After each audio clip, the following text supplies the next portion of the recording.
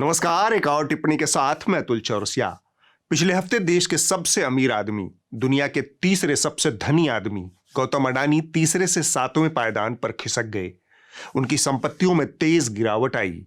दुनिया के धन कुबेरों की सूची बनाने वाली फोर्ब्स के ताजा आंकड़े के मुताबिक 27 जनवरी 2023 तक गौतम अडानी की संपत्तियों में 19% की गिरावट दर्ज हुई। उनकी संपत्ति में से $22.7 बिलियन अचानक से हवा में उड़ गए। यही हाल अडानी समूह की कंपनियों का भी रहा। 24 से 27 जनवरी के बीच स्टॉक मार्केट में कंपनी के लगभग 4.17 लाख करोड़ रुपए डूब गए। कंपनी की नेटवर्थ में 20% की गिरावट आ गई। इसी तरह भारतीय जीवन बीमा निगम के शेयरों की कीमत 3.45% गिर गई। बैंक ऑफ बड़ौदा की कीमत 7.36%, स्टेट बैंक ऑफ इंडिया की 5%, बैंक ऑफ इंडिया की 5.63% और पंजाब नेशनल बैंक की 5.31% गिर गई। ये आंकड़े आगे बदल भी सकते हैं क्योंकि हमने इसे 30 जनवरी को ही रिकॉर्ड कर लिया है। हम आगे बढ़ें उससे पहले दो छोटी बातें। इस वीडियो को लाइक और शेयर जरूर कर लें। हमने इस वीडियो को तैयार करने में बड़ी मेहनत की है क्योंकि इसका लेना देना आपकी जिंदगियों से है, आपकी खून पसीने की कमाई से है।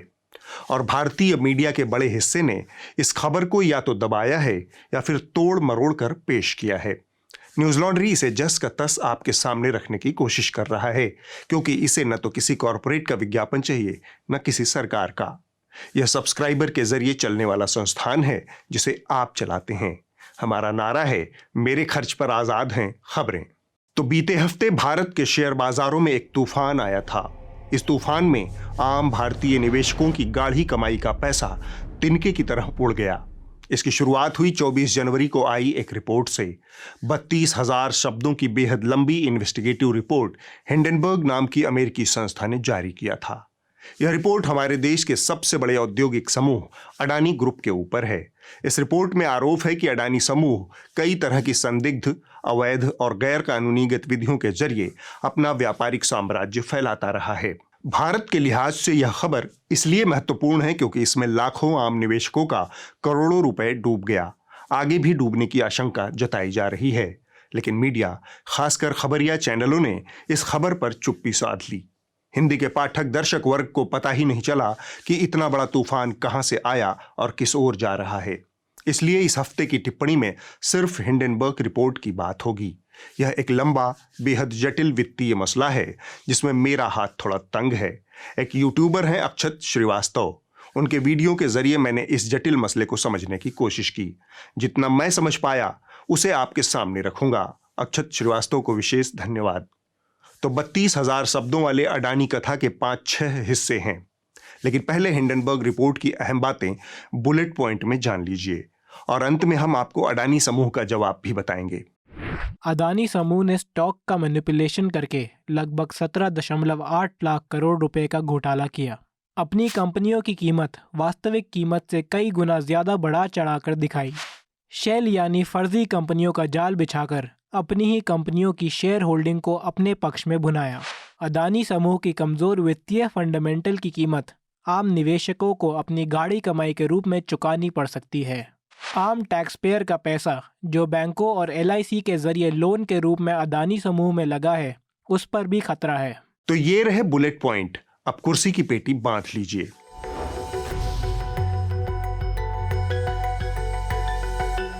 हिंडनबर्ग रिसर्च अमेरिका के न्यूयॉर्क स्थित एक निवेश रिसर्च संस्था है।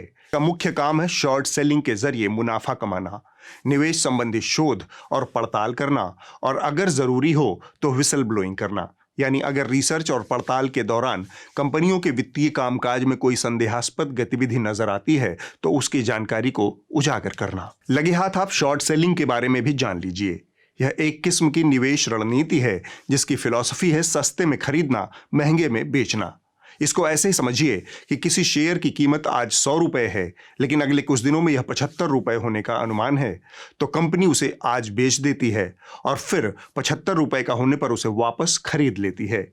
इस तरह 25 रुपए का शुद्ध मुनाफा होता है। हिंडनबर्ग की शॉर्ट सेलिंग में विशेषज्ञता है और विश्वसनीयता है। हिंडनबर्ग दुनिया भर में कॉरपोरेट गतिविधियों पर नजर रखती है, संदिग्ध गतिविधियों वाली कंपनियों की जांच पड़ताल करती है, जरूरत पड़ने पर विसल ब्लोअर का काम करती है, यानी खतरे की घंटी बजाना और लोगों को समय रहते चेताना। इसका प्राथमिक मकसद होता है कंपनियों की प्रोफाइल पर शोध करके निवेश करना और मुनाफा कमाना। 24 जनवरी को हिंडनबर्ग ने भारत के सबसे बड़े उद्यमी गौतम अडानी की कंपनी पर अपनी रिसर्च रिपोर्ट जारी की। इसका शीर्षक है Adani group, how the world's third richest man is pulling the largest con in corporate history. Hindi में कहें तो अडानी समूह कैसे दुनिया का तीसरा सबसे अमीर आदमी इतिहास के सबसे बड़े घोटाले को अंजाम दे रहा है।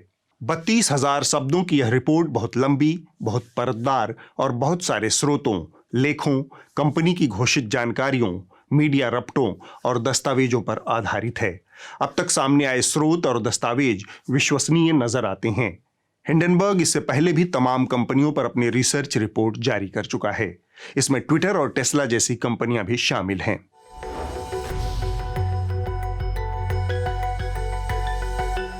हिंडनबर्ग रिसर्च की प्रोफाइल के मुताबिक इस तरह के रिसर्च के लिए सिर्फ अडानी समूह को नहीं चुना गया था। साल 2020 के बाद से हिंडनबर्ग ने करीब 30 कंपनियों के स्टॉक शॉर्ट सेलिंग के लिए चुना था। अडानी उनमें से एक थे। इसमें इलोन मस्क की कंपनी टेस्ला भी शामिल थी। आप इसे ऐसे भी कह सकते हैं कि हिंडनबर्ग सोच समझकर उन कंपनियों को शॉर्ट सेलिंग के लिए चुनता है जिनकी बिजनेस प्रैक्टिसेस या तो संदेहास्पद हों या फिर जिनकी ग्रोथ रेट अविश्वसनीय हो। इस लिहाज से अडानी समूह हिंडनबर्ग के लिए सबसे सटीक विकल्प था। राजनीतिक करीबियों और तेज गति से बढ़ रही संपत्तियों के चलते अडानी समूह दुनिया भर की नजरों में था। जाहिर है वह हिंडनबर्ग की नजरों से नहीं बच सकता था। एक आरोप यह भी लग रहा है कि क्या हिंडनबर्ग हवा में बात करने वाली संस्था है या फिर यह हिट एंड रन कर रही है। इसे देखने का अपना अपना नजरिया है। हम इसे अमेरिकन कंपनी निकोला के उदाहरण से समझते हैं। साल 2020 में निकोला पर हिंडनबर्ग की रिपोर्ट आई थी। उस वक्त इसकी मार्केट वैल्यू $34 बिलियन थी। आज इसकी बाजार कीमत $1.3 बिलियन रह गई है। इसके मुख्य प्रमोटर ट्रेवर मिल्टन दोषी सिद्ध हो चुके हैं। क्या अडानी समूह के साथ भी ऐसा हो सकता है? हम इस बारे में कुछ नहीं कह सकते आज। अडानी समूह की बिजनेस प्रैक्टिसेस पर संदेह या सवाल बढ़ने इसलिए भी शुरू हुए क्योंकि उनकी मौजूदा संपत्ति का 85% हिस्सा पिछले 3 सालों में बढ़ा है। आसान शब्दों में इसे समझिए। अगर आज गौतम अडानी के पास कुल 100 रुपए हैं तो इसमें से 15 रुपए उन्होंने पिछले 30 सालों में कमाया था और 85 रुपए पिछले 3 सालों में कमाया है। ये चौंकाने वाली ग्रोथ है, खासकर जब आपकी संपत्ति $130 अरब के आसपास हो। पैसा ही पैसा होगा। पिछले 3 सालों में अडानी समूह की विकास ऊर्ध्वाधर दिशा में बढ़ी है। यह वो समय था जब दुनिया में मंदी का असर था। भारत समेत पूरी दुनिया कोविड महामारी से गुजर रही थी। भारत की जीडीपी में गिरावट का संकेत कोविड शुरू होने से पहले ही दिख रहा था। यानी सब कुछ मार्केट के खिलाफ जा रहा था, लेकिन अडानी समूह का विकास लंबवत ऊपर जा रहा था। हिंडनबर्ग की रिपोर्ट कहती है कि गौतम अडानी और उनके पारिवारिक सदस्यों के पास लगभग $120 बिलियन की होल्डिंग है। इसमें से लगभग $100 बिलियन पिछले 3 सालों में जुड़े हैं। यह वृद्धि उनके स्टॉक्स की कीमतों में आई अविश्वसनीय तेजी के बाद हुई। हिंडनबर्ग के मुताबिक इसके पीछे मार्केट मैनिपुलेशन करने वाले तमाम हथकंडे अपनाए गए। इसे विस्तार से समझने के लिए आप हिंडनबर्ग की पूरी रिपोर्ट को पढ़ सकते हैं। मैं यहां पर सिर्फ संक्षेप में बता रहा हूं।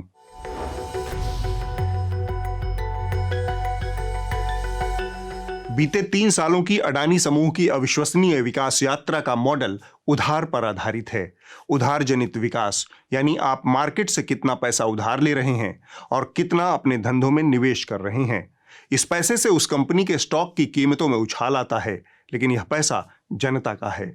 पर इस पैसे से संबंधित कंपनी के स्टॉक की कीमतें बढ़ती हैं और फायदा सबसे ज्यादा अडानी परिवार को होता है। उधार से जुड़ा एक महत्वपूर्ण फार्मूला होता है, जिसे करंट रेशियो कहते हैं। करंट रेशियो दरअसल कुल एसेट और कुल लायबिलिटी यानी देनदारी का अनुपात होता है। अगर यह अनुपात 1 है, यानी जितना एसेट है उतनी ही लायबिलिटी है, तो इसे स्वस्थ माना जाता है। यानी कंपनी के पास उतनी ही संपत्ति है जितनी उसकी देनदारी है। अगर यह अनुपात 1 से कम है तो यह खतरनाक माना जाता है। इसका अर्थ है कि कंपनी के पास संपत्तियां कम हैं लेकिन उसकी देनदारी यानी उधार ज्यादा हैं। हिंडनबर्ग की रिपोर्ट बताती है कि अडानी समूह की 7 में से 5 कंपनियों का करंट रेशियो नकारात्मक यानी 1 से कम है। अडानी ग्रीन एनर्जी का करंट रेशियो हमें बताता है कि जितना कंपनी की संपत्तियां हैं उसकी लगभग दोगुनी उनकी देनदारी है। अडानी टोटल गैस का करंट रेशियो और भी खराब है। यही हाल अडानी पावर, अडानी ट्रांसमिशन और अडानी एंटरप्राइजेस का भी है। इस रिपोर्ट के मुताबिक अडानी समूह की कंपनियों के साथ एक और बड़ी समस्या है शेयर प्लेजिंग की, यानी गौतम अडानी के परिजनों के पास कंपनी के जो शेयर मौजूद हैं उन शेयरों के एक हिस्से को गिरवी रखकर इन लोगों ने अतिरिक्त लोन ले रखा है। यानी यह कंपनी कई स्तरों पर लोन के कुचक्र में है। मसलन अडानी ग्रीन एनर्जी के 4.36% शेयर के ऊपर लोन लिया गया है। इसी तरह अडानी पावर के 25% शेयर के ऊपर लोन लिया गया है। वित्त विशेषज्ञ, मार्केट के जानकार बताते हैं कि लगभग 100% मामलों में शेयर प्लेजिंग एक गलत प्रक्रिया है। यह स्वस्थ बिजनेस प्रैक्टिस नहीं है। यह एक स्वस्थ और विकास कर रही कंपनी का संकेत नहीं है।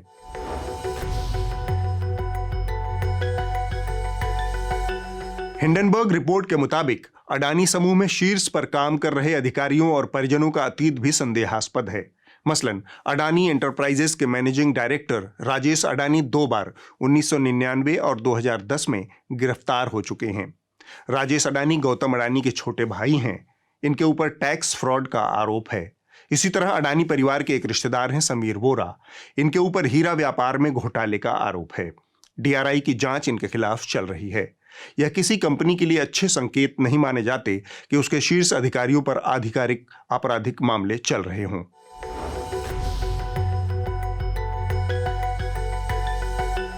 यह थोड़ा जटिल वित्तीय टर्म है। जितना मैं समझ पाया उसे सरल शब्दों में समझाने की कोशिश करता हूं। फ्लोट ऑफ कंपनी वह शेयर होता है जो खुले बाजार में लेन देन के लिए उपलब्ध होता है। सेबी का नियम कहता है कि यह कुल शेयर का कम से कम 25% होना चाहिए, या इससे ज्यादा हो तो बेहतर है। अडानी समूह की सभी कंपनियों में प्रमोटर यानी मालिकों की शेयर होल्डिंग 72 से 75% के बीच है, यानी अधिकतम सीमा के आसपास। इसके अलावा सभी कंपनियों में 10 से 15% तक अतिरिक्त शेयर शेल कंपनियों और अपने करीबी लोगों के जरिए अडानी समूह ने घेर कर रखा है।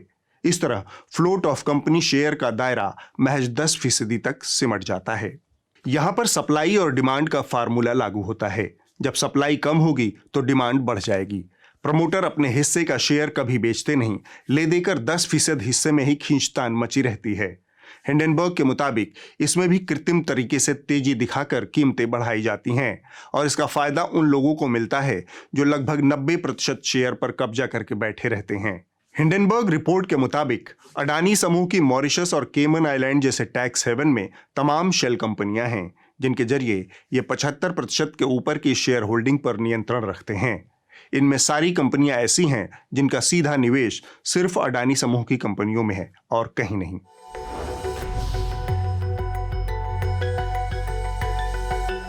यह भी बड़ी दिलचस्प जानकारी हिंडनबर्ग की रिपोर्ट में सामने आई है।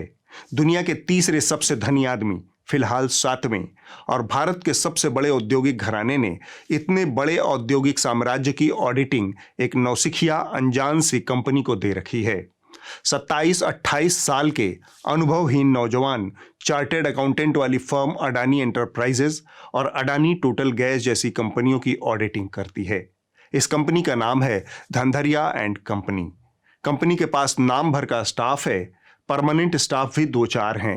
अरबों रुपए वाली अडानी समूह की ऑडिटिंग यही अनुभवहीन लोग करते हैं। हिंडनबर्ग रिसर्च ने अपनी रिपोर्ट में अडानी समूह से कुल 88 सवाल पूछे हैं। उनके जवाब का इंतजार सबको है। इस पर अडानी समूह की 2 प्रतिक्रियाएं आई हैं। एक तात्कालिक मीडिया स्टेटमेंट है और दूसरा 413 पन्नों का एक विस्तृत जवाब जो कि हिंडनबर्ग रिपोर्ट का जवाब है। अडानी ग्रुप ने कहा कि रिपोर्ट जारी करने से पहले तथ्यों की पुष्टि के लिए उनसे हिंडनबर्ग रिसर्च ने कोई संपर्क नहीं किया। यह चौंकाने वाली और परेशान करने वाली बात है। रिपोर्ट चुनिंदा, गलत और निराधार सूचनाओं को लेकर तैयार की गई है। इसका मकसद दुर्भावनापूर्ण है। जिन बातों के आधार पर रिपोर्ट तैयार की गई है उसे भारत की अदालतें खारिज कर चुकी हैं। अडानी ग्रुप के ग्रुप CFO जुगशिंदर सिंह ने कहा, हम हिंडनबर्ग रिसर्च पर छपी रिपोर्ट से हैरान हैं क्योंकि उन्होंने हमसे बिना संपर्क किए या फिर सही तथ्यों को वेरीफाई किए बगैर रिपोर्ट को पब्लिश किया है। सिंह ने कहा कि अडानी एंटरप्राइजेस के एफपीओ को नुकसान पहुंचाने के इरादे से यह रिपोर्ट लाई गई है। अडानी ग्रुप ने रिपोर्ट के समय को लेकर भी सवाल उठाया है। उसने कहा है कि एफपीओ से ठीक पहले जारी रिपोर्ट से साफ पता चलता है कि दुर्भावनापूर्ण इरादे से इसे लाया गया है, जिसका मकसद अडानी ग्रुप की साख को बट्टा लगाना है। अडानी समूह अंतर्राष्ट्रीय न्यायिक प्रक्रियाओं के तहत हिंडनबर्ग समूह के खिलाफ कार्रवाई का विकल्प आजमाएगा। फिलहाल तो लग रहा है कि रायता फैल चुका है। शायद अडानी जी छोटी सी चूक कर गए। पिछले दिनों उन्होंने इंडिया टीवी को अपनी सफलता का मंत्र बताया था, मेहनत, मेहनत और मेहनत। मेहनत मेहनत मेहनत की बजाय अगर अडानी जी ने मोदी मोदी मोदी कहा होता तो शायद ये दिन न देखना पड़ता। जैसे बीबीसी वाली डॉक्यूमेंट्री बैन हो गई, वैसे ही हिंडनबर्ग की रिपोर्ट भी बैन हो जाती।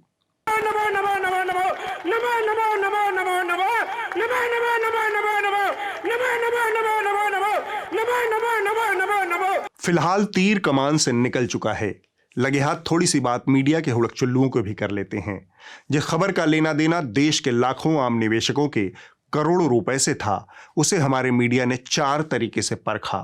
पहला हिस्सा उन घोघा बसंतों का था जिन्हें रिपोर्ट देखकर ही लकवा मार गया, लिहाजा उन्होंने एक तरफा चुप्पी साध ली।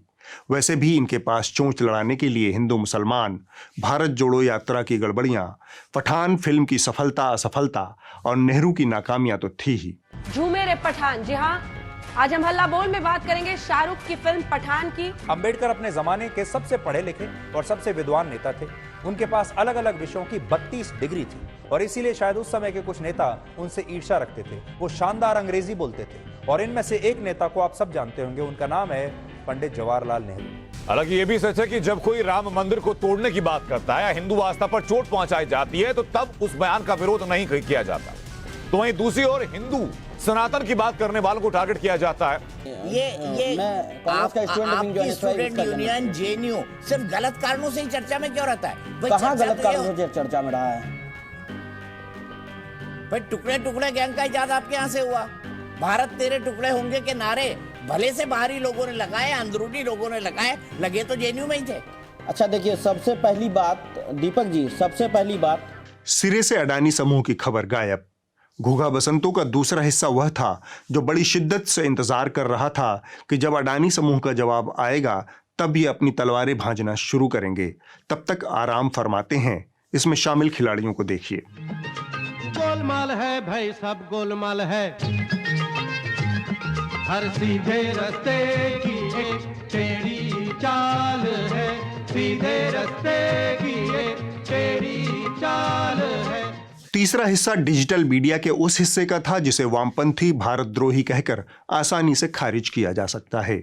इस मीडिया पर हिंडनबर्ग की खबरें आई पर नक्कार खाने में तूती की तरह दब कर रह गईं। दुनिया का तीसरा सबसे अमीर आदमी कॉर्पोरेट इतिहास का सबसे बड़ा घोटाला कर रहा है। इन बीते 2 दिन से अडानी के शेयर धारक परेशान हैं। उनके खरीदे शेयर्स की कीमत धड़ाधड़ गिर रही। What's happened is that the American firm Hindenburg came out with its report. It's a 32,000 word report. At the end of which, the big news of the week is a sensational report released by short seller Hindenburg Research that accuses Adani Enterprise of pulling off the largest con in corporate history. चौथा हिस्सा अंतर्राष्ट्रीय media का रहा, जहां इस खबर को भरपूर कवरेज मिली, लेकिन विदेशी भाषा में स्वदेशी ज्ञान, जैसे जंगल में मोर का नाच गान। गोलमाल है भाई, सब गोलमाल है। हर सीधे रास्ते की एक टेढ़ी चाल है, सीधे रास्ते की एक टेढ़ी चाल है। गोलमाल है भाई, सब गोलमाल है। गोलमाल गोलमाल गोलमाल है, सब गोलमाल है। अब वक्त है इस हफ्ते की रिपोर्ट का। जो कही जा रही थी बातें कि अंदर में भी सोशल डिस्टेंसिंग का ख्याल रखा जाएगा। ट्रेनें तो खुल दी हैं, लेकिन कैसे? इस हफ्ते की रिपोर्ट बीबीसी हिंदी से है। यह शांति देवनाथ और असमत अली की भारतीय नागरिकता साबित करने की जद्दोजहद की कहानी है। असम की नागरिकता सियासत के कोल्हू में पिस रही 2 जिंदगियों की कहानी। क्यों बांग्लादेशी बोलता है, कैसा लगता है?